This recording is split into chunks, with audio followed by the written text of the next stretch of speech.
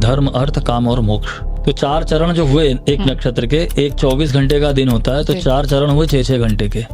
तो 6 घंटे में पैदा हुए उसी नक्षत्र में जातकों की अलग मनोदशा होगी। अच्छा। उसी नक्षत्र में पैदा हुए अगले 6 घंटे में दूसरी होगी। इसी को पद बोलते हैं। इसी को पद पहला बोलते 6 हैं। घंटा पहला पद, दूसरा 6 घंटा Yes, दूसरा yes, yes. पद। ओके। ठीक है। 2026 वृश्चिक राशि वालों के लिए, जातकों के लिए बहुत बढ़िया होने वाला है। तो क्या खाली वृश्चिक राशि का जातक होना ही सफिशिएंट है? यहाँ पे जो लाइफ है ना तो ब्लैक है ना व्हाइट है, वो थोड़ा लाइफ जो है वो ग्रे है। कि अगर ऐसे देखें ज्योतिष के अंदर, वृश्चिक और कुंभ ये 2 राशियां ऐसी हैं जिनको श्रापित राशियां कहा गया है। ज्यादातर आप देखेंगे योगियों की कुंडलियों में आपको ज्येष्ठा दिखाई देगा।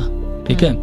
कौन सा ग्रह ज्येष्ठा में योगियों की कुंडली में ज्यादा प्रोमिनेंट? लग्न का स्वामी सूर्य, चंद्रमा और आत्मकारक। ज्योतिष के जो अधिपति हैं वो गणेश जी माने गए हैं। तो गणेश जी के देह के ऊपर जितने भी आप आर्टिकल देखते हो उनको सबको 27वां नक्षत्र से जोड़ा गया है। अच्छा। तो गणेश जी के हाथ में जो अंकुश है वो मूल नक्षत्र है। अच्छा। उनका जो माथा है वो भरणी नक्षत्र है। और उनके जो इतने बड़े बड़े कान है वो श्रवण नक्षत्र है। अच्छा। ठीक है।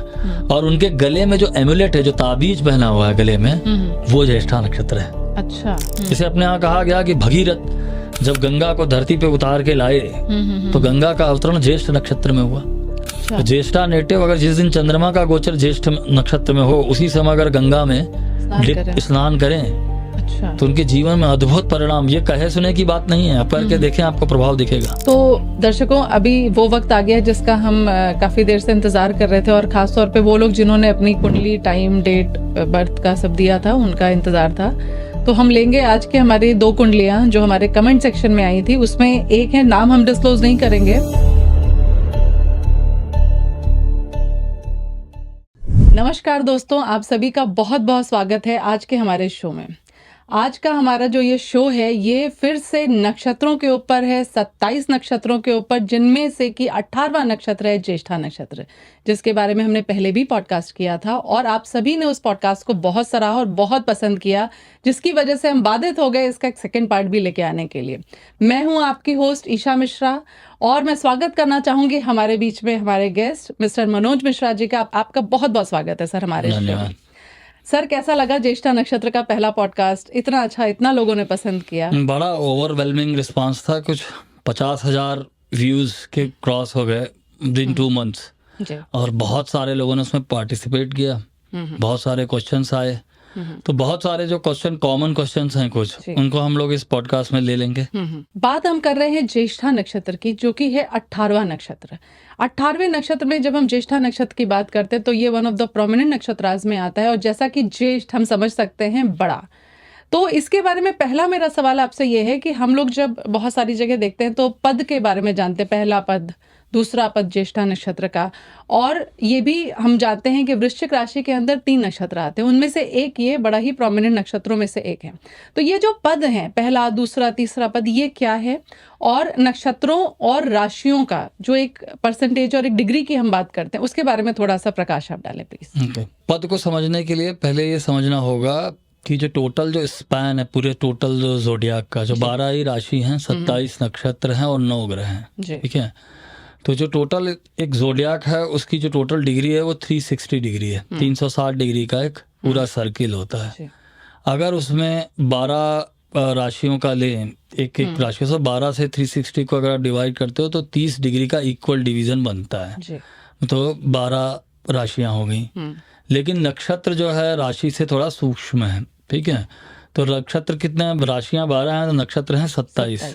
अगर हम 27 को 360 से डिवाइड करें तो करीब 13.5 डिग्री का एक नक्षत्र का स्पैन बनता है। अब ये क्या होता है इसमें कि ये नक्षत्र कभी भी एक राशि के अंदर पूरे नहीं आते। मतलब जैसे वृश्चिक राशि की हम बात करें तो वृश्चिक राशि के अंदर 2 पूरे नक्षत्र आते हैं 13-13, 13.5 डिग्री के। अच्छा। अनुराधा और ज्येष्ठा। और एक नक्षत्र ऐसा है विशाखा, जिसका आखिरी चरण ही उसमें आता है। अच्छा। ठीक है। टोटल मिला के 30 डिग्री हो जाएगा। एक राशि पूरी हो जाएगी।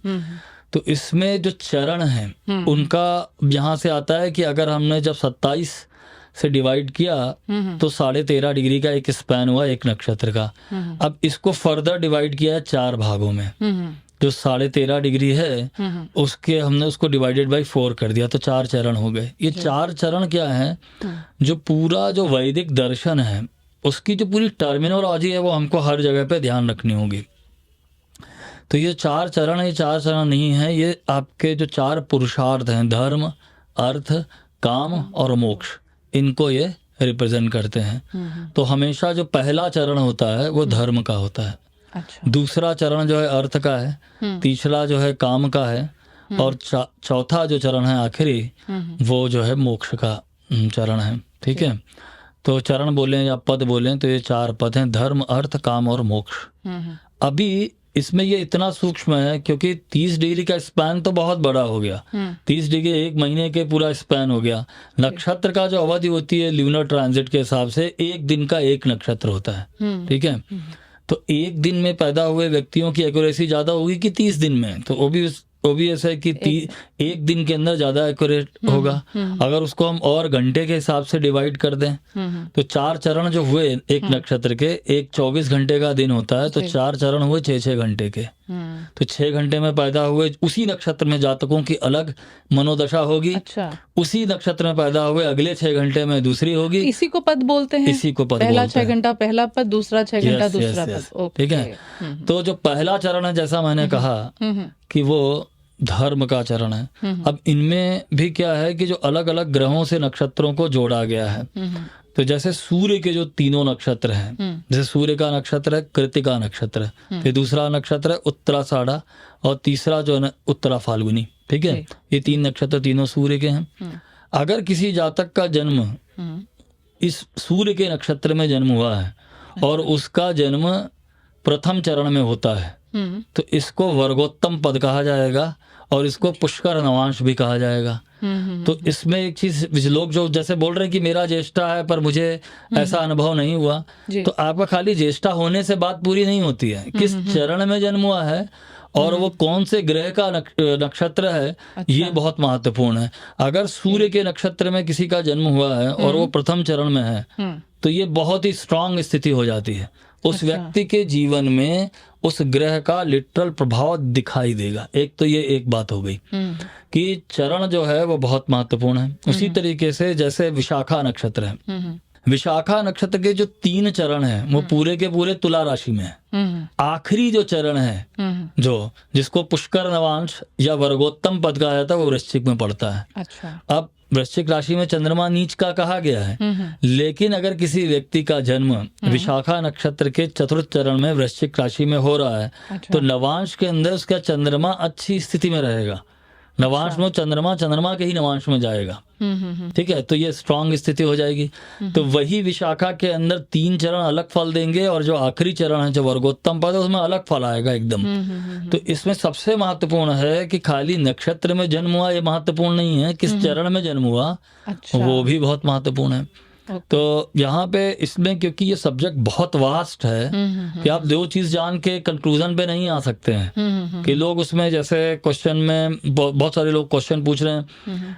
कुछ लोग कह रहे हैं कि मैं एग्जैक्टली मेरे साथ ये वाइब्रेट हो रहा है, कुछ लोग कह रहे हैं कि मेरी तो ज्येष्ठा है और इतनी सारी बड़ी बातें ज्येष्ठा के बारे में, मेरे जीवन बिल्कुल साधारण है। तो उसमें ये देखना होगा कि आपका ज्येष्ठा नक्षत्र के किस चरण में जन्म हुआ। एक तो ये बात हो गई।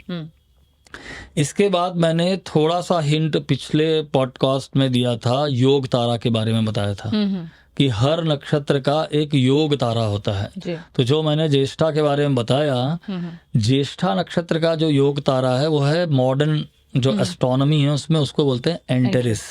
ठीक है, जो एंटेरिस है जब ल्यूनर मोशन हो रहा है, जब वो उस जो योग तारा है उसके सबसे क्लोज आएगा, मून 360 डिग्री में ट्रांजिट कर रहा है, तो जब वो योग तारा उस नक्षत्र का जो है वृश्चिक राशि के अंदर ये जो एंटेरिस है, वृश्चिक राशि जो पूरा कॉन्स्टलेशन की जो इमेज बनाई जाती है, जो स्कॉर्पियन बनता है, तो स्कॉर्पियन का जो हार्ट है एग्जैक्टली वहां पे एंटेरिस आता है। अच्छा। तो जो मून ट्रांजिट कर रहा है, जो पाथ है सन का जिसे हम इक्लिप्टिक बोलते हैं, तो जब वो उसके एकदम क्लोज आता है तो उस नक्षत्र का एग्जैक्ट फ्लेवर दिखाई देगा।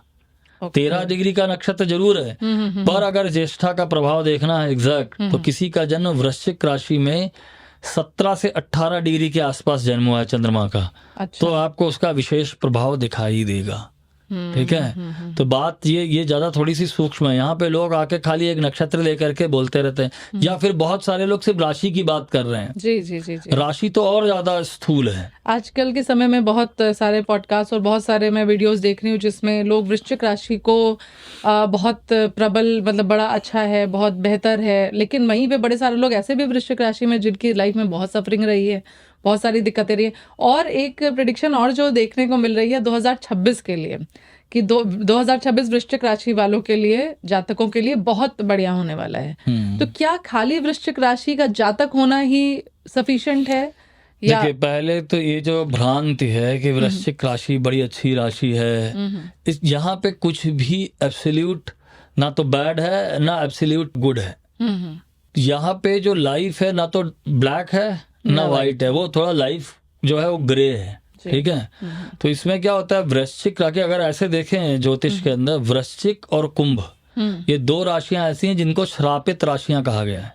अच्छा। ठीक है, इनमें सफरिंग है, इनमें कर्सेस हैं। अच्छा। एक सफरिंग का साइन है, क्योंकि नेचुरल जोडियाक के अंदर वृश्चिक राशि अष्टम भाव है, 8वां खाना जो है पीड़ा का है। अच्छा। एक कार्मिक स्थान है, सफरिंग है। ठीक है, उसी तरीके से कुंभ राशि है जो 11वां भाव है। ज्योतिष के अंदर एक सिद्धांत चलता है भावात भवम, तो छठे से छठा। अच्छा। ठीक है, 8वें से 8वां, छठे से छठा, तो 6 फ्रॉम 6th 8th, 8वें से 8वां, तो ये भी एक सिद्धांत चलता है। तो जो कुंभ राशि है, जो छठा खाना बीमारी, शत्रु, कर्जा, षड रिपुओं का कहा गया है, कुंभ राशि जो पड़ती है छठे स्थान से छठी है। ठीक है, उसमें बहुत सारा कार्मिक ऋणों की राशियां हैं। उसी तरीके से वृश्चिक राशि भी है। तो इनमें अगर आप इनसे जुड़े हुए नक्षत्रों की पौराणिक कथाएं भी सुनेंगे तो आपको इसमें बहुत सारे कार्मिक लेसन्स हैं इसके अंदर। जैसे लोग कह रहे हैं कि भाई आपने इतना प्रेज किया ज्येष्ठा को, इट इज नॉट प्रेजिंग। जैसे मान लीजिए उसका देव जो है इंद्र है, ज्येष्ठा का, इंद्र की life is all about boons and curses. उसको कर्स मिलेगा, then Indra is going for penance, तपस्या के लिए जाएंगे। कर्स मिलेगा, फिर वो तप करेंगे। तो ये बार बार आपको ज्येष्ठा नेटिव की लाइफ में दिखेगा लिटरली, कि उनके जीवन में कोई एक ऐसा इवेंट आएगा जो उनको एकदम, मतलब उनके शटर कर देगा, एकदम उनकी पूरी लाइफ डिस्टर्ब हो जाएगी। फिर वो उससे निकलने के लिए कोई ना कोई ऑस्टेरिटी, तप, पेनेंस इसकी तरफ जाएंगे। ठीक है, और फिर उससे निकलने के आने बाद फिर वो प्रोमिनेंस को प्राप्त करेंगे। ठीक है, तो यहाँ पे क्या है, इसमें सीधे ये दिखाई देता है जैसे इंद्र को गौतम ऋषि ने श्राप दिया। गौतम और अहिल्या वाली जो कहानी है, अहिल्या को श्राप दिया कि वो पत्थर हो जाएं, और इंद्र को दूसरा श्राप दिया। इसी तरीके से जो पूरी की पूरी जो पौराणिक कथा में सबसे बड़ी जो कथा है समुद्र मंथन, उसकी शुरुआत ही इंद्र को श्राप लगने से होती है। दुर्वासा ने इंद्र को श्राप दिया कि तुम्हारी सारी शक्तियां जो है क्षीण हो जाएंगी।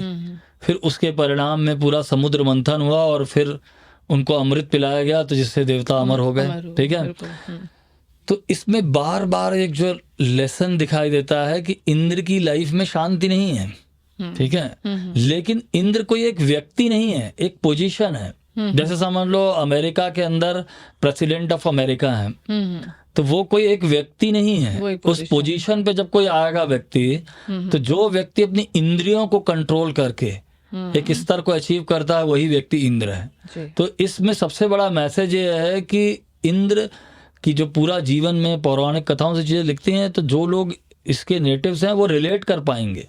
जो पूरी कहानियां, जो पूरी पौराणिक कथाएं हैं इंद्र से जुड़ी हुई। अब इंद्र के और भी बहुत सारे एस्पेक्ट हैं नेगेटिव के अलावा भी। ठीक है, जैसे कहा जाता है कि जो पूरा अथर्ववेद है वो इंद्र ने ही उसको क्रिएट किया है, और पूरा का पूरा वो ऑकल्ट साइंसेस से जुड़ा हुआ है, रहस्य विद्याओं से जुड़ा हुआ है। ठीक है, तो इंद्र एक बहुत बड़ा, मतलब एक सेंस के अंदर देखा जाए, इसीलिए ज्येष्ठा जो नेटिव हैं 9 ग्रह हैं, उनमें से कौन सा ग्रह आपका ज्येष्ठा में है? अच्छा। ठीक है, तो ज्यादातर आप देखेंगे योगियों की कुंडलियों में आपको ज्येष्ठा दिखाई देगा। ठीक है, कौन सा ग्रह ज्येष्ठा में योगियों की कुंडली में ज्यादा प्रोमिनेंट? कोई भी, जैसे इसमें मैंने जैसे आपको पिछले पॉडकास्ट में बताया कि 4 ग्रह ऐसे माने जाते हैं जिनको हम फोकल प्लैनेट बोलते हैं। ओके। लग्न का स्वामी, सूर्य, चंद्रमा और आत्मकारक। ये 4 ग्रह ऐसे हैं, ये जिस भी नक्षत्र में बैठेंगे वो आपके लिए नक्षत्र महत्वपूर्ण हो जाएगा, रूलिंग नक्षत्र रूलिंग हो जाएगा। जैसे आप तो खाली अभी एक ही बात बोल रहे हैं कि आप बोलते हैं मेरा जन्म नक्षत्र ये है, तो इसका मतलब सिर्फ इतना ही है, जब आपका जन्म हुआ तो चंद्रमा इस नक्षत्र में था, पर आपका आत्मकारक किस नक्षत्र में है, लग्नाधिपति किस नक्षत्र में है, सूर्य किस नक्षत्र में है, that is also very important. ये चारों ही चीजें ये चारों हैं, ये चारों जहां बैठेंगे, जिस नक्षत्र में बैठेंगे, उसका प्रभाव आपके व्यक्तित्व में दिखेगा। तो जब लोग ये कहते हैं कि मेरा ज्येष्ठा है पर मेरे साथ ऐसा नहीं हुआ, तो उनको ये भी देखना चाहिए कि उनका आत्मकारक, उनका लग्नाधिपति, उनका सूर्य किस स्थिति में है। अगला जो इसमें इम्पोर्टेंट था, एक किसी ने क्वेश्चन भी पूछा है कि आपने इसमें जो इनका प्रतीक चिन्ह है छाता या जो इनका प्रतीक पक्षी है, इसके बारे में बात नहीं करी। तो मैं चाहूंगी कि जो भी इनका प्रतीकात्मक ज्येष्ठा नक्षत्र का है उसके बारे में भी एक छोटा सा विवरण, और साथ में अभी हम लोग इसके बारे में बात कर लेते हैं विवरण देने के बाद, फिर हम व्यक्तित्व के बारे में ज़रूर बात करेंगे। क्योंकि एक चीज़ जो लोगों की तरफ से आई थी वो ये थी कि इसमें हमने रेमेडीज नहीं बताई हैं, तो we would definitely talk about the remedies for Jyeshtha nakshatra people, but before that जो भी इनके साइंस हैं, जो भी पक्षी है, उसके बारे में एक छोटा सा विवरण आपकी तरफ से। जैसा आपने सिंबल, जैसे किसी भी नक्षत्र के, मैंने बोला कि एसोसिएशन कुछ 12 चीजों से माना गया है। सबसे पहले उस नक्षत्र का देव कौन है, प्रिसाइडिंग डिएटी ऑफ द नक्षत्र, ठीक है। तो ज्येष्ठा नक्षत्र का देव है इंद्र जी। तो वो किसी भी नक्षत्र, तो यहाँ पे लोग गलती क्या करते हैं जो बिगिनर्स होते हैं, तो ज्येष्ठा, जैसे किसी का जन्म ज्येष्ठा में हुआ तो उसको पहली विंशोत्तरी दशा मिलेगी बुध ग्रह की, तो सीधे बोल देगा ज्येष्ठा का रूलिंग ग्रह है बुध, ज्येष्ठा बुध का नक्षत्र अब चैट जीपीटी में डालेंगे तो यही देगा, ज्येष्ठा बुध का नक्षत्र है। पर नक्षत्र को ग्रह नहीं रूल करता है, नक्षत्र को रूल करता है उसका देव। ये एकदम कॉन्सेप्ट दिमाग में बैठा लें, ये हायर लेवल की है, समझ की बात है। जब तक आप उस देवता को नहीं समझेंगे, आपको कभी उस नक्षत्र की ऊर्जा समझ में नहीं आएगी, ठीक है। तो पहली चीज तो यह है कि नक्षत्र को रूल करने वाला उसका देव कौन है। दूसरा उसके बाद उसका सिंबल, उसका प्रतीक क्या है। तो ज्येष्ठा नक्षत्र के प्रतीक कई 3 प्रतीक कह सकते हैं। एक तो है अम्ब्रेला, जैसा आपने कहा कि छत्र है, छाता है। दूसरा है उसका एमुलेट, अच्छा, या टेलिस्मन, ताबीज जो गले में पहनते हैं, रक्षा कवच, ठीक है। और एक और उसका सिंबल है ईयर रिंग, कुंडल जो कान में पहने हैं, ठीक है। अब अगर इन तीनों चीजों को जोड़ें तो इसमें एक चीज ये दिखाई देती है कि ये तीनों चीजों का संबंध किसी ना किसी राजसिक उससे है।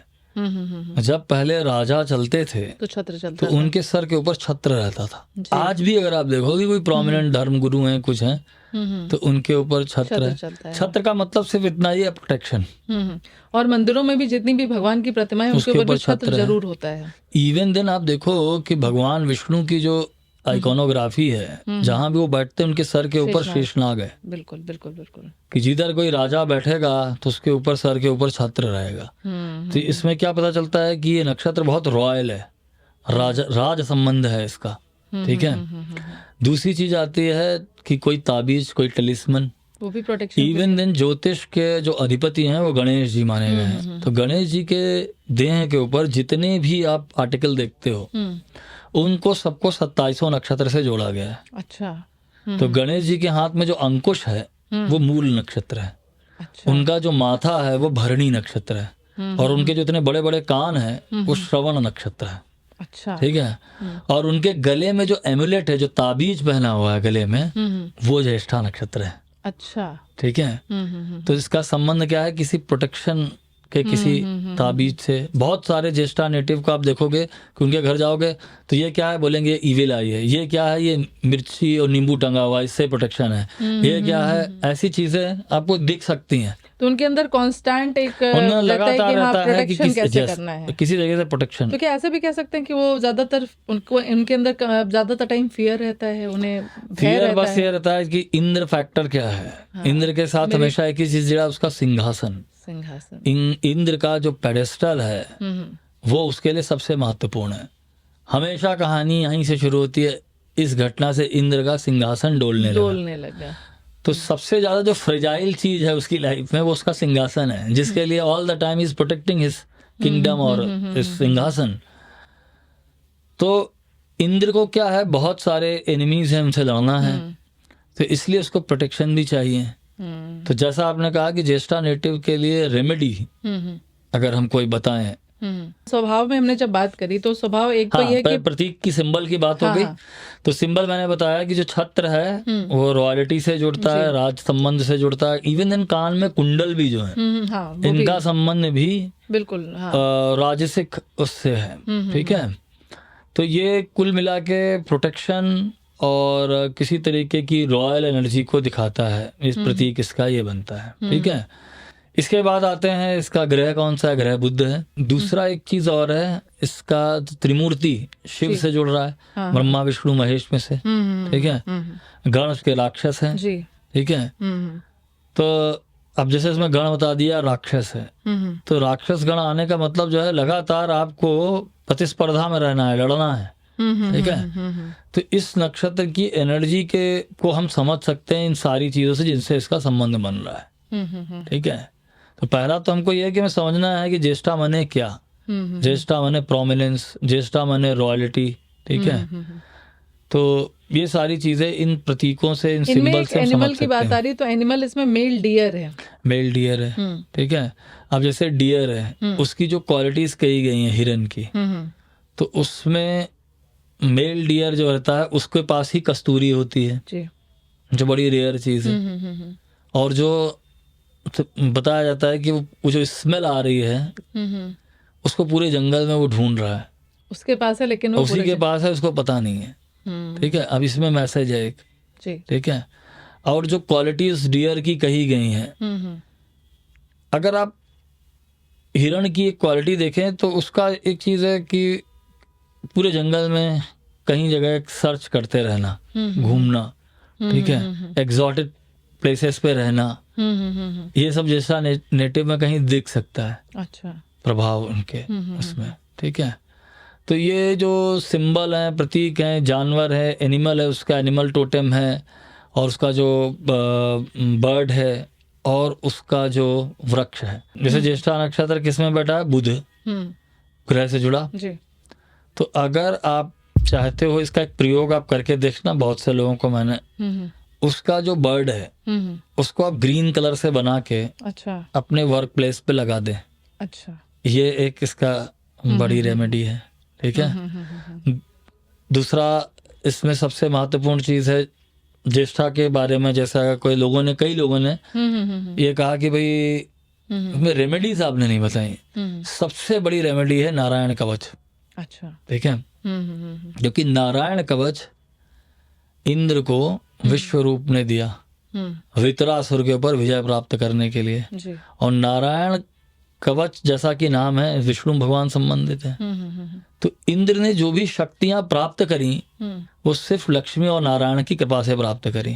तो जो भी ज्येष्ठा नेटिव हैं अगर वो विष्णु सहस्त्रनाम, नारायण कवच और या ललिता सहस्त्रनाम इनका पाठ करते हैं, ये बहुत बड़े उपाय हैं ज्येष्ठा नेटिव के लिए। तो क्या इनके कहीं ना कहीं ईष्ट भी, जैसे हम लोगों ने लास्ट पॉडकास्ट में कहा था, कृष्ण भगवान हो सकते हैं या नारायण, लक्ष्मी नारायण हो सकते हैं, ऐसा भी हो सकता है? इसमें सबसे जो महत्वपूर्ण है कि जैसे ज्येष्ठा नक्षत्र को कई और चीजों से भी जोड़ा है ज्येष्ठ को। तो जैसे शुक्राचार्य हैं उनको भी ज्येष्ठा नक्षत्र से कई उनके जन्म नक्षत्र माने गए। कोई कहता है, कई मत हैं, एक मत है कि उनका जन्म मघा नक्षत्र में हुआ था, एक मत यह है कि शुक्राचार्य का जन्म ज्येष्ठ नक्षत्र में हुआ। अच्छा, ऐसा एक मंत्र भी है, ज्येष्ठा नक्षत्र संभूताय तम शुक्रम प्रणमाम्यहम्, ठीक है, ये श्लोक आता है। तो ज्येष्ठा, इसीलिए शुक्र के अंदर क्या है कि संसार की जितनी भी भोग की जो अभिप्सा है कि जो कुछ भी लग्जरी है, ग्लैमर है, वो सब उसको चाहिए, ठीक है। तो इन चीजों का संबंध, ये जितनी वस्तुएं हैं, लक्ष्मी ही एक ऐसी देवी है, शक्ति है जो संसार का आपको हर वो भोग दे सकती है। तो इंद्र के लिए आता है कि जैसे लक्ष्मी अष्टकम हम पढ़ते हैं, नमस्तेस्तु महामाये श्री पीठे सुर पूजते शंख चक्र गदा हस्ते महालक्ष्मी नमोस्तुते। ये शुरू कहाँ से होता है? इंद्र उवाच, इंद्र ने लिखा है, इंद्र ने कहा, ठीक है। तो कहा जाता है कि जब गौतम ऋषि ने इंद्र को श्राप दिया, कर्स दिया, तो इंद्र ने 1000 साल तक लक्ष्मी की उपासना करी। अच्छा। ठीक है। तो उनको श्राप था सहस्त्र योनि, ठीक है। तो वो जब इन लक्ष्मी की कृपा से वो जो उनके देह पे जो योनि सहस्त्र योनि 1000, तो वो सब नेत्र में कन्वर्ट हो गए। अच्छा। सहस्त्र आईज हो गई, आंख, 1000 आंखें हो गई। तो ज्येष्ठा नेटिव जो होते हैं ये बहुत जबरदस्त स्पाई भी होते हैं, इनकी सब जगह आंखें हैं, ठीक है। लगातार ये देख रहे हैं कुछ, और या इनकी इंट्यूशन पावर ज़्यादा है, या इनको जल्दी कोई भी चीज़ ऐसी है। तो इसलिए आप देखोगे कि ये लोग बहुत सारे गवर्नमेंट के अंदर जो काम कर रहे हैं, सीक्रेट सर्विसेज के अंदर, वहाँ भी ज्येष्ठा दिखेगा आपको। जब हम व्यक्तित्व की बात करते हैं तो कुछ चीज़ें हैं जो पिक्युलरली ज्येष्ठा नक्षत्र के जातकों में पाई जाती हैं, जैसा देखा गया। एक तो कहीं ना कहीं उनमें ईर्ष्या बहुत जल्दी आती है, ईर्ष्या, कंपैरिजन। दूसरा, दूसरों पे ट्रस्ट नहीं करते, उनका लोगों पे विश्वास जल्दी नहीं होता है। और अभी आपने जब इंद्र की बात करी तो इसमें बहुत सारी चीजें बताई। आपने कहा कि उनका जो बर्ड है, या जो डियर की हम बात कर रहे हैं, एनिमल की बात कर रहे हैं, कि उनके पास खुद कस्तूरी है बट वो सर्च कर रहा है पूरे जंगल में। तो ऐसा भी है कि इनके पास इनबिल्ट सब कुछ है, बट वो इतने कॉम्प्लेक्सिटी में इन्वॉल्व रहते हैं कि वो उसी को सर्च नहीं कर पाते जो उनके पास ऑलरेडी है। इसमें एक सबसे महत्वपूर्ण बात यह है कि जो पूरा का पूरा ऋग्वेद है, उसमें 2 प्रोमिनेंट जो प्राइमोर्डियल गॉड हैं, देव हैं, उसमें एक तो इंद्र है, दूसरा अग्नि है जी। इनकी एक बेसिक इंट्रिंसिक क्वालिटी ये है कि they both are consumers of everything. ये सब कुछ खाते जा रहे हैं, कंज्यूम को सब कुछ चाहिए। जैसे अग्नि है, अग्नि में आप कुछ भी डाल दो, घी डाल दो, लकड़ी डाल दो, सब जो भी डालोगे उसको कंज्यूम कर लेगा। तो इनको हमेशा दिखाया गया है कि दे रेवल्स, मतलब वो सोमरस उनको चाहिए, उनको आवाहन ही किया जाता है कि सोमरस, ठीक है। तो इसमें क्या है कि इनकी एक इनसैटिएटेड डिजायर है, इनसैटिएटेड एपिटाइट है, कभी ना खत्म होने वाली भूख। अच्छा, ठीक है। अघाते नहीं है इनके पास में। रोल्स रॉयस आ जाए तो ये जैसे ओशो रजनीश का सूर्य ज्येष्ठा नक्षत्र में था, और सूर्य उनकी कुंडली में चतुर्थेश है, वृषभ लग्न में उनका जन्म हुआ। चौथा खाना वाहन का होता है। तो ओशो रजनीश की अभीप्सा पता है क्या थी? वो क्या बोलते थे? उनके पास क्या आता है 96 रोल्स रॉयस कारें थी। अच्छा। लेकिन उन्होंने स्टेटमेंट क्या दिया, उनसे किसी ने कहा कि सुना है आपके पास 96 रोल्स रॉयस कारें हैं। तो आपने बिल्कुल सही सुना, पर मुझे जाना कहीं नहीं है। तो वो ये कहते थे कि साल में 365 दिन होते हैं, तो मैं 365 रोल्स रॉयस रखूंगा। अच्छा। आज जिस गाड़ी से चलूंगा कल उससे नहीं चलूंगा। ये है ज्येष्ठा। कितना भी हो, पर वो जो एपिटाइट है, that is insatiated appetite for everything, consumer of everything, जो भी है ग्रेट कंज्यूमर, ठीक है। उससे ज्येष्ठा को यहाँ पे समझना चाहिए। अच्छा। कि जो कोई तो लिमिट होगी भोग और अभिप्सा की, ठीक है। इसी तरीके से इनकी जो एनर्जी को समझना हो तो आप इस तरीके से समझ सकते हैं। ज्येष्ठा नक्षत्र तो ये एक्सट्रीम पे ले जाता है, लेकिन इनके कई जगह किस कॉन्टेक्स्ट में यूज हो रहा है। जैसे अपने यहाँ कहा गया कि भगीरथ जब गंगा को धरती पे उतार के लाए, तो गंगा का अवतरण ज्येष्ठ नक्षत्र में हुआ।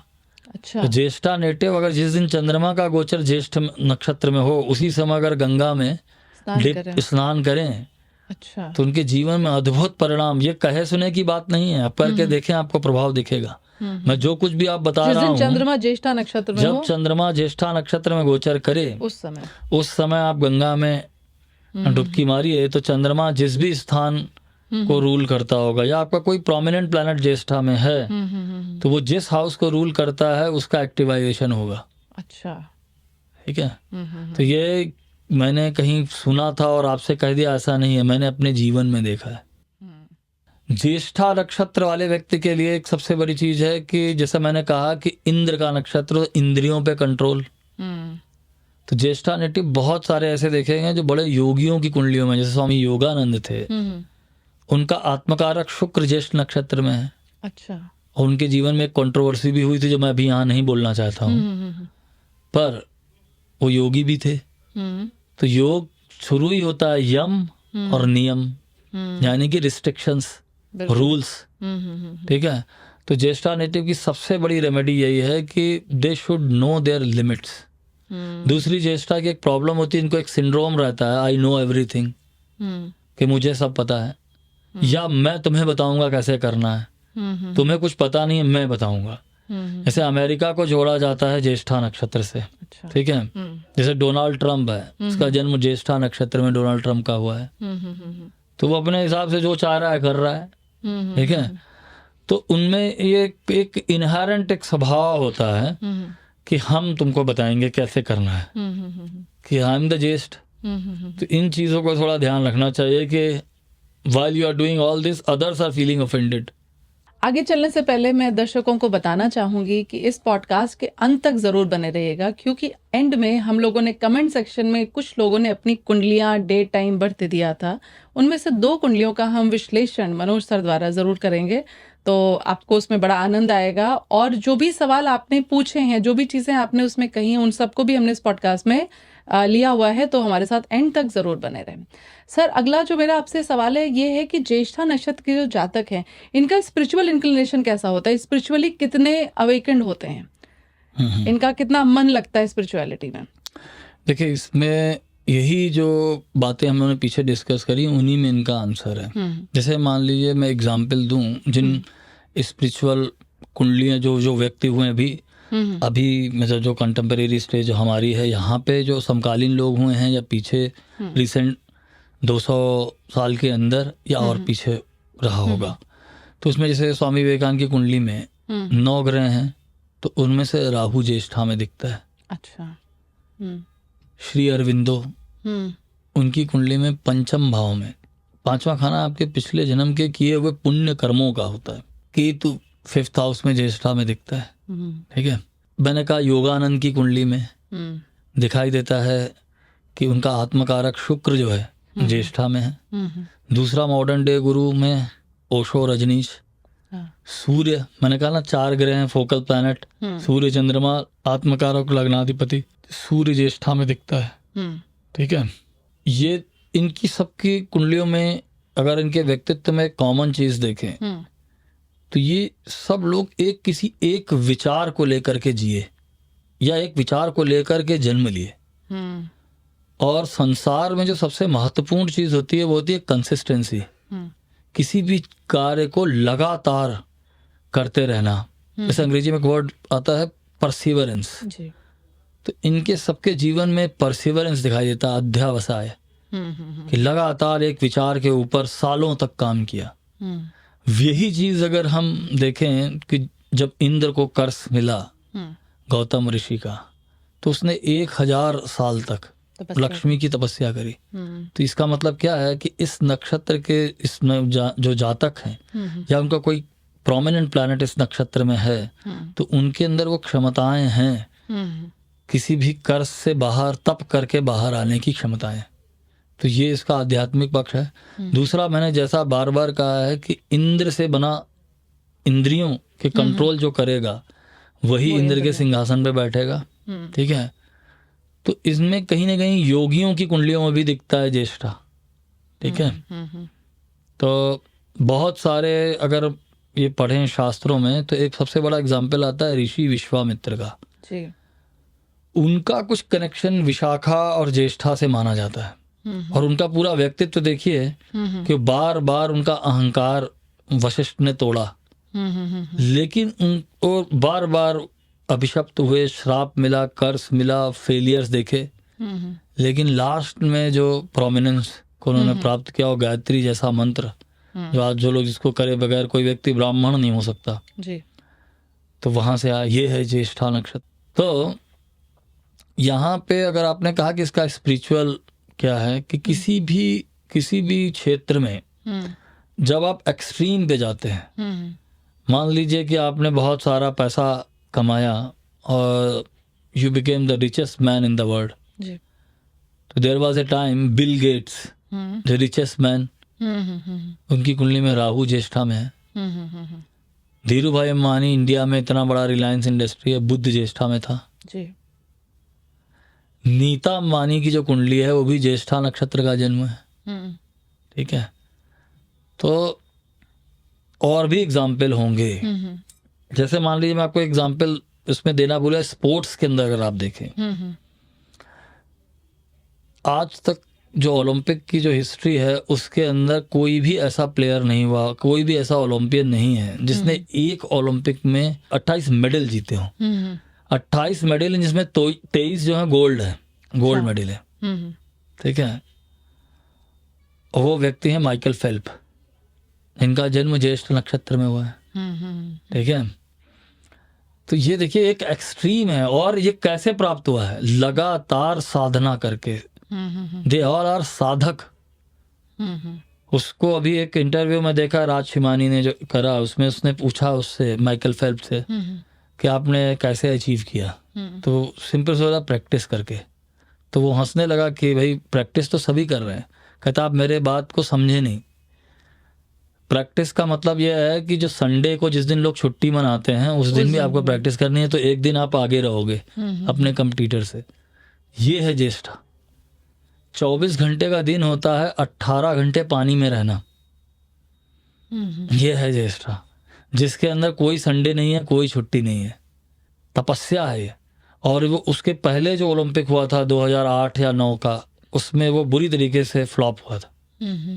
और फिर 2014 में आने तक जो उसने तपस्या करी उसका परिणाम ये था। और उसमें इंटरव्यू में ये भी कहता है कि मुझे सिर्फ 23 मेडल ही मिले हैं। तो उसने कहा कि नहीं तो 28 है, तो सिल्वर को मैं मेडल नहीं काउंट करता हूँ। तो कहते हैं सिल्वर को आप फेलियर मानते हो? कहते सिल्वर में आप सेकंड हैं। तो ज्येष्ठा की क्या इच्छा है कि उसको नंबर 1 ही होना है किसी भी क्षेत्र में, ये है। तो ये किसी भी, अब एनर्जी कहीं भी लग जाए, चाहे वो आध्यात्म में लग जाए या मेटेरियलिस्टिक वर्ल्ड में चले जाए या स्पोर्ट्स में चले जाए, पर वो एनर्जी वही है। इसको ऐसा कह सकते हैं कि बहुत सारे कंस्ट्रेंट्स हैं, बहुत सारे अप्स एंड डाउन्स हैं, पर अगर कोई ऐसा ज्येष्ठा नक्षत्र का प्रोमिनेंट जातक हो तो वो अपनी लाइफ में कुछ बहुत बड़ा अचीव कर सकता है। और वो दिखेगा। नाम है नक्षत्र का ज्येष्ठ, आप कहीं भी हैं, you are the chief, you are the chief. और अदरवाइज आप चाहेंगे कि आप चीफ बनो, ये आपकी अभीप्सा है, ये आपको होना है जीवन में।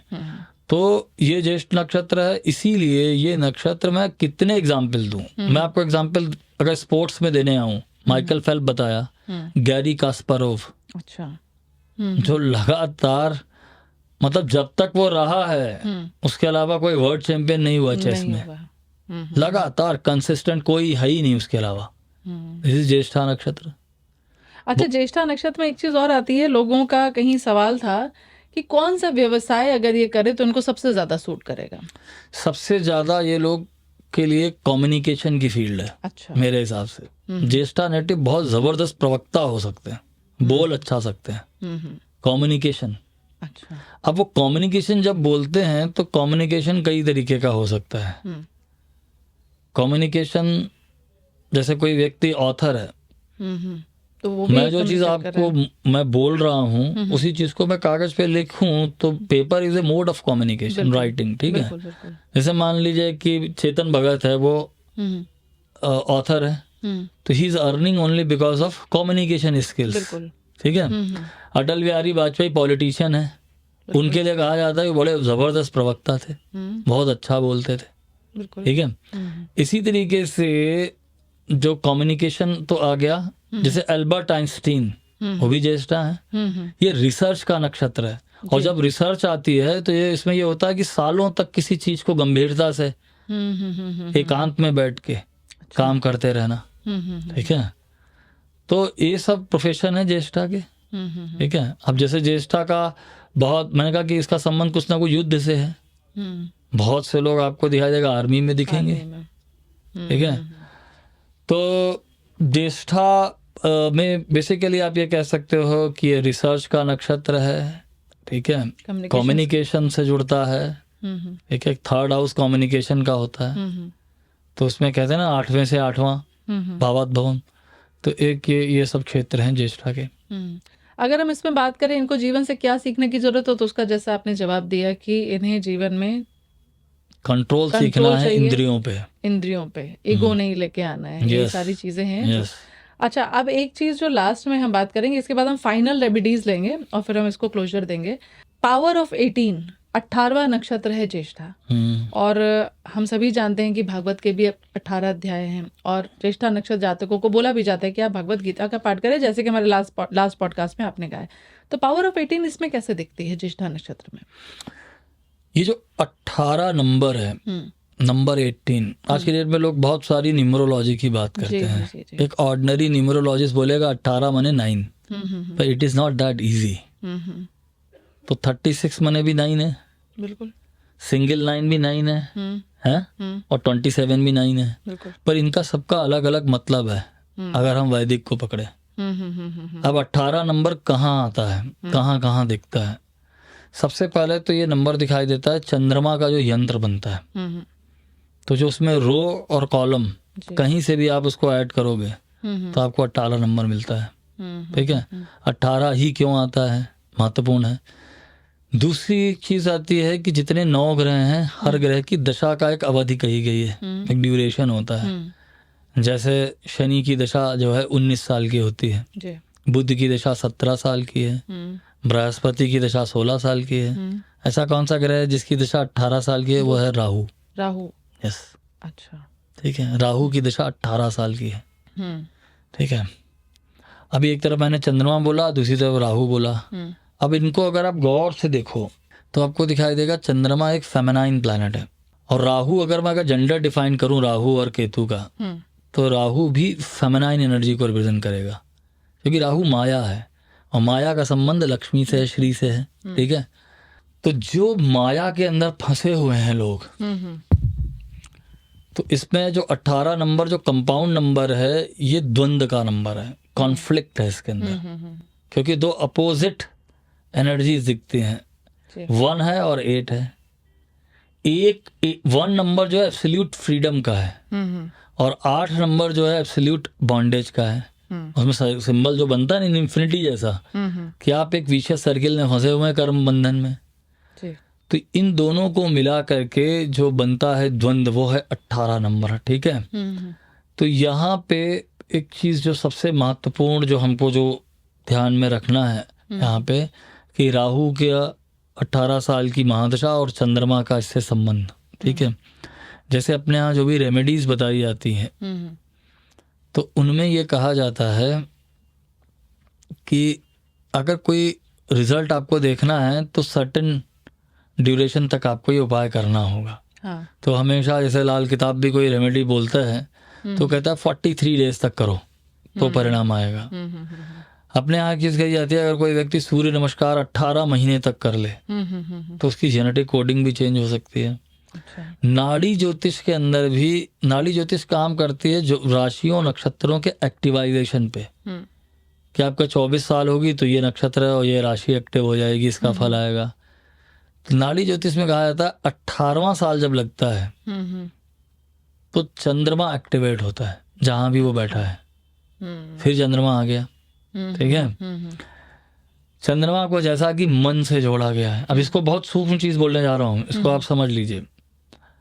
जो पूरी मॉडर्न साइकोलॉजी है, सिगमंड फ्रायड का जो थॉट है, सब बिल्कुल अगर डिटेल में भी चले जाएं तो एक चीज है आती है कि जो अपने यहाँ जैसे कहा चंद्रमा मन सो जाता, चंद्रमा इज माइंड, चंद्रमा को मन से जोड़ा गया है। अगर मैं आपसे कहूँ मन मने क्या, मन का मतलब क्या हुआ? मन का एक इनडायरेक्टली मतलब होता है विचार, थॉट। और जब थॉट होता है तो हमेशा दो पक्षों में होता है, एक पक्ष होगा और एक विपक्ष होगा। हमेशा कॉन्फ्लिक्ट जब है तभी थॉट है। अगर if there is no thought then there is no mind also. Thoughtlessness को माइंडलेसनेस कह सकते हैं। यानी कि थॉट मने माइंड होता है, और जब थॉट होता है तो हमेशा दो होते हैं, दो होते हैं, एक पक्ष एक विपक्ष, सही ठीक है। गलत। कॉन्फ्लिक्ट जहाँ है वहाँ माइंड है। तो बिल्कुल। चंद्रमा का मतलब क्या हुआ? कॉन्फ्लिक्ट, द्वंद्व। हम्म, पूरी भगवत गीता अगर आप उठा के देखेंगे हम्म, तो गीता के 18 अध्याय हैं, भगवान कृष्ण एक ही चीज बोल रहे हैं द्वंद्व से कि मुक्त हो तुम द्वंद्व से मुक्त हो जाओ, हम्म, निर्द्वंद हो जाओ। जन्म का कारण ही चंद्रमा है। चंद्रमा को मदर नहीं बोला गया, चंद्रमा इज ए वूम जिसमें चाइल्ड, ठीक है। तो जन्म जो जुड़ा हुआ है उसको जन्म आपका हुआ ही इसलिए है बिकॉज उसका रूट कॉज चंद्रमा है।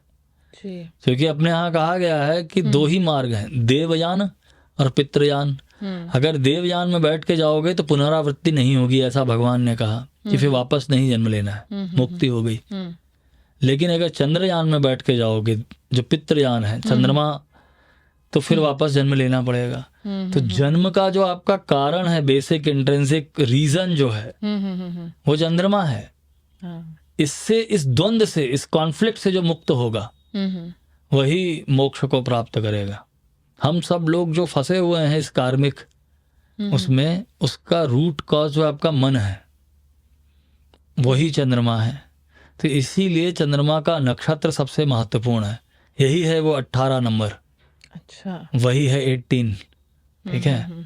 तो गीता को अगर आप ठीक से देखें तो भगवान किसी आज की डेट में जो साइको एनालिसिस करते हैं, कोई स्पीच देता है प्रोमिनेंट फिगर, तो उसमें यही चीज होती है। जब उसकी स्पीच की एनालिसिस करते हैं तो इन्होंने पूरी स्पीच में ये शब्द इतनी बार बोला, तो इसका मतलब इनकी इम्फेसिस जो है इस पे है। तो भगवत गीता में 701 श्लोक हैं। 701 श्लोक में उन्होंने 78 बार भगवान ने योग बोला, बिल्कुल। और 76 टाइम उन्होंने धर्म बोला। जब ये योग वर्ड आता है, ये योग का मतलब ही निर्द्वंद होना है, यूनिटी, जहाँ कॉन्फ्लिक्ट नहीं है, थॉटलेसनेस, यही है योग, ठीक है। तो यहाँ पे धर्म से चलना है। यस, धर्म का मतलब, धर्म मीन्स योर इंट्रिंसिक नेचर, स्वभाव। गीता जब शुरू होती है तो पहला श्लोक जो भगवत गीता का शुरू होता है वो शुरू होता है धर्म क्षेत्रे धृतराष्ट्र उवाच धर्म क्षेत्रे कुरुक्षेत्रे समवेता जुत्सुवा मामका पांडवस्य किम कुर्वत संजय। धृतराष्ट्र उवाच खत्म किस पे होता है? संजय उवाच यत्र योगेश्वर कृष्णो यत्र पार्थो धनुर्धर तत्तश्री विजयो भूतिर ध्रुवा नीतिर मतिर मम मम। धर्म और आखिरी शब्द क्या है? मम। धर्म मीन्स मेरा धर्म, मेरा धर्म मीन्स योर इंट्रिंसिक नेचर, स्वभाव को प्राप्त करना। यही भगवान बोल रहे हैं कि द्वंद्व से मुक्त हो जाओ, ठीक है। जगह जगह अर्जुन को बोल रहे हैं तस्माद योगी भव अर्जुना, हे अर्जुन तुम योगी बनो, ठीक है। तो ये जो चंद्रमा है, अगर मन है अस्तित्व में तो कॉन्फ्लिक्ट है, कॉन्फ्लिक्ट है तो पेन है। आपके जीवन का जो सफरिंग है वो सिर्फ एक ही चीज है, वो है कॉन्फ्लिक्ट, वही पेन है, उसी से मुक्ति चाहिए, उसी से मुक्ति चाहिए। वृश्चिक राशि जहाँ पे चंद्रमा नीच का हो जाता है, ये कहा जाता है, तो चंद्रमा ही तो आपका मन है और 8वां खाना सफरिंग है। इसीलिए कोई व्यक्ति ये ना समझे कि ज्येष्ठा नक्षत्र जो मैंने बोला है कि मेरा ज्येष्ठा नक्षत्र है पर मुझे कष्ट है, ये सफरिंग है। इस राशि के अंदर बहुत सारे कर्सेस हैं। तो दर्शकों, अभी वो वक्त आ गया जिसका हम काफ़ी देर से इंतज़ार कर रहे थे, और ख़ास तौर पे वो लोग जिन्होंने अपनी कुंडली, टाइम, डेट, बर्थ का सब दिया था, उनका इंतज़ार था। तो हम लेंगे आज के हमारी 2 कुंडलियाँ जो हमारे कमेंट सेक्शन में आई थी। उसमें एक है, नाम हम डिस्क्लोज नहीं करेंगे, एक है जिनका जन्म हुआ है 19/11/1971 का 11:55 PM सुल्तानपुर उत्तर प्रदेश। तो इनका सवाल था कि मेरा अभी तक विवाह नहीं हो पाया, तो शायद ये जानना चाहते हैं कि इनका विवाह कब तक होगा, क्या अड़चने आ रही हैं। तो ओके, अब देखिए, विवाह नहीं हुआ तो अभी तो इनकी एज करीब 55 के आसपास होगी, 54 और 55, ठीक है। तो इसमें सबसे पहले चीज़ ये देखनी होगी कि जैसा मैंने कहा, कुंडली में एक ही ग्रह को देख के कंक्लूजन निकालना सही तरीका नहीं है असेसमेंट का। आपके टोटल 9 ग्रह हैं जी, और उनमें से उनका सबका प्लेसमेंट कहाँ है, आपकी लग्न राशि क्या है, चंद्र राशि क्या है, सूर्य राशि क्या है। तो कुंडली में जो 3 राशियां कही गई हैं, लग्न राशि, चंद्र राशि और सूर्य राशि, ये आपका एक्चुअली जो है शरीर, मन और आत्मन है, बॉडी, माइंड एंड सोल। इन तीनों राशियों में सबसे महत्वपूर्ण लग्न राशि है, क्योंकि संसार में जो कुछ भी आपने करना है वो इस फिजिकल बॉडी से करना है। तो जो लग्न का स्वामी ग्रह है वो कैसी अवस्था में है, उसको जो ग्रह रूल कर रहा है वही आपको इस संसार में सस्टेनेंस दे रहा है। और उसके सपोर्ट में जो ग्रह हैं, जो उसके मित्र ग्रह हैं, तो ये कुंडली जो आपने डिटेल दी है, तो ये कुंडली सिंह लग्न की है। अच्छा। जो इनकी बर्थ डिटेल है 19 नवंबर 1971, 23:55 आवर, सुल्तानपुर उत्तर प्रदेश। अच्छा। सिंह लग्न इनकी है, वृश्चिक राशि है, ज्येष्ठा नक्षत्र है। ठीक है, इस कुंडली के अंदर ज्येष्ठा नक्षत्र बहुत डोमिनेंट दिखाई देता है। अच्छा। ठीक है, क्योंकि इनकी कुंडली में 9 ग्रह हैं टोटल, जिसमें से 4 ग्रह ज्येष्ठा में। अच्छा। इस कुंडली के अंदर बृहस्पति ज्येष्ठा में है, गुरु, इसमें चंद्रमा ज्येष्ठा में है, इसमें बुध ज्येष्ठा में है, और इसमें शुक्र भी ज्येष्ठा में है, जिसमें शुक्र और Budh exactly degree to degree conjunct हुए हैं। अच्छा। ठीक है, दोनों। तो ये एक बहुत ही प्रोमिनेंट कुंडली एक सेंस में ज्येष्ठा की एनर्जी को दिखाता है ये कुंडली। ठीक है, अब इसमें जो उनका प्रश्न है उसके लिए भी इस नक्षत्र को किसी तरीके से रिस्पॉन्सिबल ना माने। इसमें जो चीज महत्वपूर्ण है, जो विवाह का स्थान है 7th हाउस, इनकी कुंडली में वहां पे मंगल है। अच्छा। कुंडली में 7th हाउस में। तो मंगल होना कोई ऐसा नहीं है कि कोई बहुत बड़ी आफत आ गई, जैसा कि मांगलिक हो गए ऐसा डराया जाता है। दुनिया के सारे सक्सेसफुल लोग मांगलिक ही हैं। ठीक है, पर मंगल सप्तम भाव में, मंगल क्रोध का कारक है। अच्छा। उपद्रव का भी कई चीजों में है। अब इसमें कुंडली में मंगल एक कारक ग्रह है, तो शुभ है। तो सिंह लग्न में जो इनका मुख्य ग्रह सूर्य है उसका मित्र है। अच्छा। मंगल। पर ये मंगल जहाँ बैठा है वो शनि से दशम स्थान है। अच्छा। और मंगल जहाँ बैठा है वहां से शनि चौथे स्थान में है। मतलब शनि से 10वें स्थान में मंगल है और मंगल से चौथे स्थान में शनि है। अच्छा। ये दोनों एक दूसरे को चौथी और 10वीं दृष्टि से एक्सपेक्ट कर रहे हैं दोनों। ठीक है, मंगल शनि को देख रहा है और शनि मंगल को देख रहा है। तो ज्योतिष में ऐसा होता है, मंगल जहां भी बैठता है उसे चौथे खाने को अपने पूरे कंट्रोल में लेके रखना चाहता है। अच्छा। और शनि जहां बैठता है वहां से 10वें खाने को अपने कंट्रोल में रखता है। तो शनि कर्म कारक है। तो इनके बीच में एक द्वंद्व है, एक कॉन्फ्लिक्ट है, एक युद्ध की स्थिति है। विवाह नहीं हुआ ये अच्छा है। अच्छा। और ऐसा नहीं है कि विवाह की स्थितियां नहीं बनी होंगी। इनके जीवन में संबंध आए पर वो संबंध विच्छेद हो गया या झगड़ा हो गया। ठीक है, मतलब विवाह तक जाते जाते विवाह की स्थितियां बनी क्योंकि इन्होंने बहुत अर्ली एज पे शुक्र की दशा देखी है, तो वहां पे संबंध कोई ना कोई आया जरूर होगा। अच्छा। ठीक है, लेकिन वो संबंध में कन्वर्ट क्यों नहीं हुआ, उसके 3-4 कारण जो इस कुंडली में दिखते हैं। पहली चीज तो शुक्र को नैसर्गिक कारक माना गया है संबंधों का। ठीक है, शुक्र जब केतु के साथ बैठा हो या केतु के से कंजंक्ट हो या केतु के त्रिकोण में हो तो ये संबंधों के लिए अच्छा नहीं होता है, संबंध विच्छेद।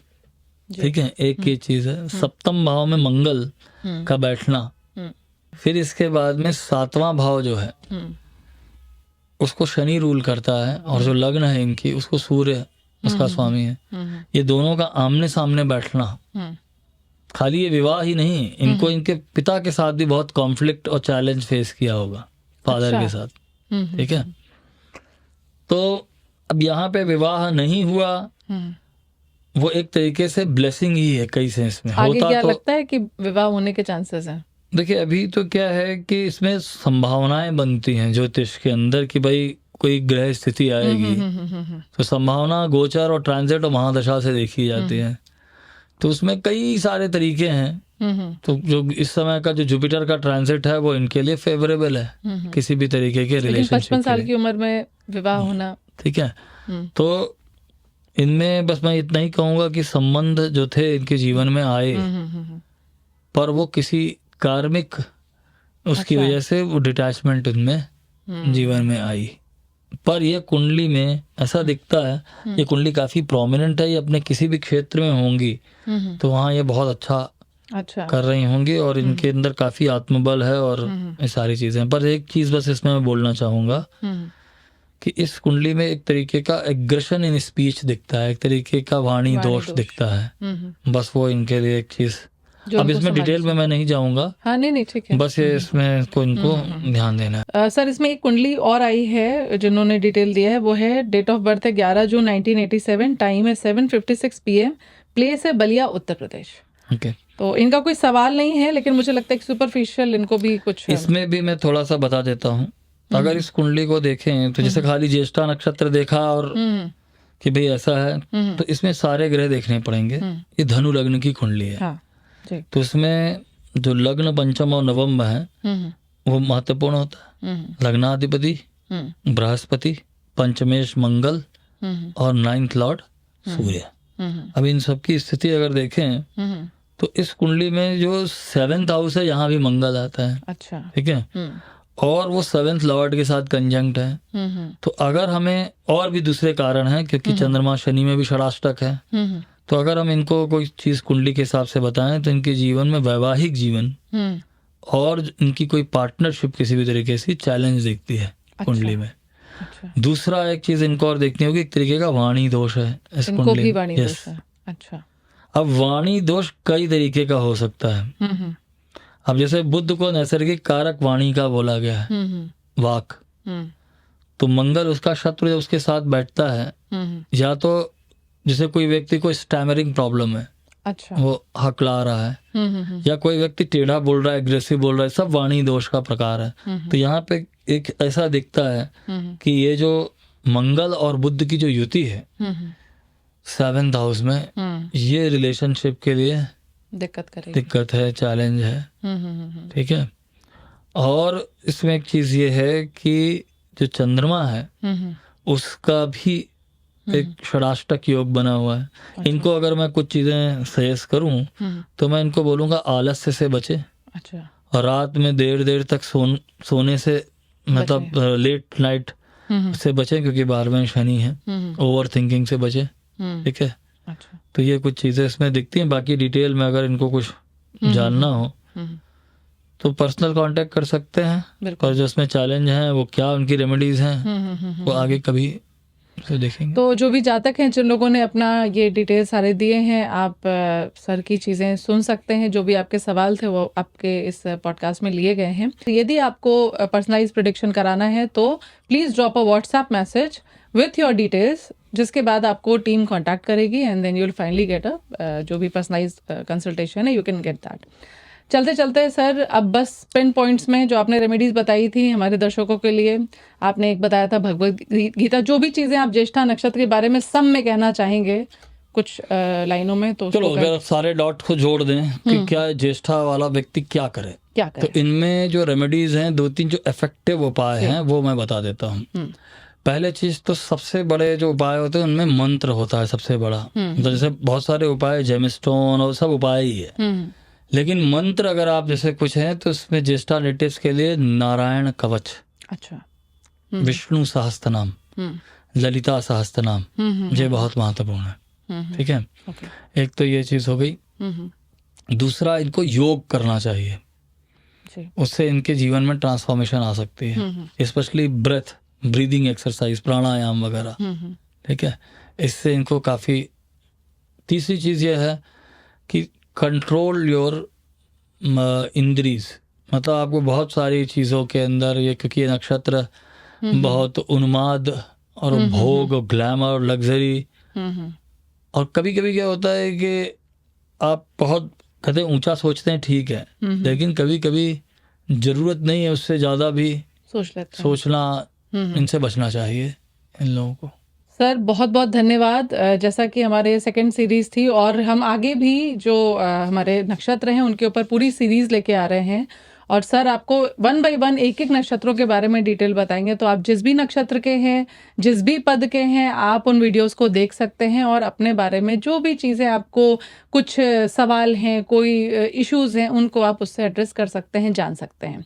तो सर आपका बहुत-बहुत धन्यवाद आज के पॉडकास्ट के लिए और दर्शकों से मैं चाहूँगी कि चैनल को सब्सक्राइब करें, लाइक करें, कमेंट करें, शेयर करें, क्योंकि पता नहीं कौन सा इंसान को ये वीडियो अगर उसके पास पहुंचे तो उसके लिए कितना फायदेमंद हो सकता है। उसे हो सकता है एक राह मिल जाए, हो सकता है वो क्लूलेस हो, उससे ज़िंदगी में क्लू मिल जाए, पाथ मिल जाए।